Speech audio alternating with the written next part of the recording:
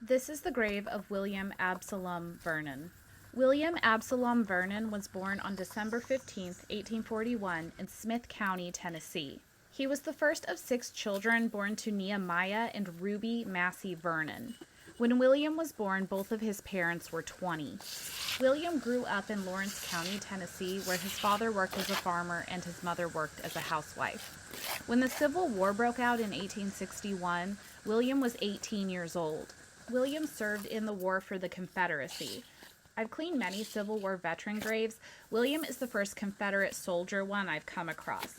I live in Missouri, and Missouri was a Union state, so it makes sense I would mostly find Union soldiers here. William, however, was from Tennessee, and Tennessee was considered a Confederate state.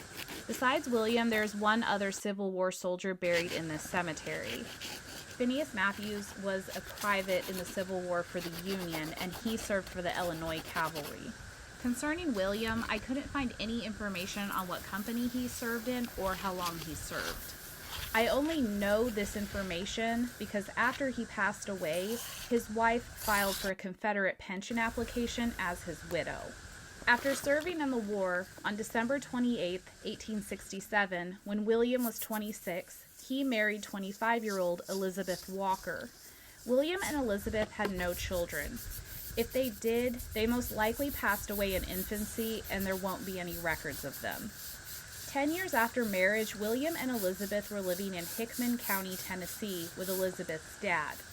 Elizabeth's mom had passed away, and on the census her father was disabled from age. William was farming, and Elizabeth was keeping house. My guess is they moved in to help care for her elderly father and run his farm since he was no longer able to. 5 years after that census was taken, Elizabeth's dad passed away at the age of 81. In the year 1900, William and Elizabeth were in their late 50s, and they had moved to Ozark County, Missouri. William passed away on April 12, 1905, at the age of 63. I wasn't able to find his death certificate. William and Elizabeth had been married for 37 years when he died. After William passed, Elizabeth stayed in Ozark County and moved in with her nephew, James Halford, and his family. The census stated there were 4 adults and 7 children living in the same house. That would have been quite a change from living with just your husband to that. Elizabeth lived 14 years after William. Elizabeth passed away on December 22, 1914, at the age of 72. Her death certificate stated she died due to paralysis, and it was noted she had no physician care. William and Elizabeth are buried at the County Line Cemetery in Ozark County, Missouri.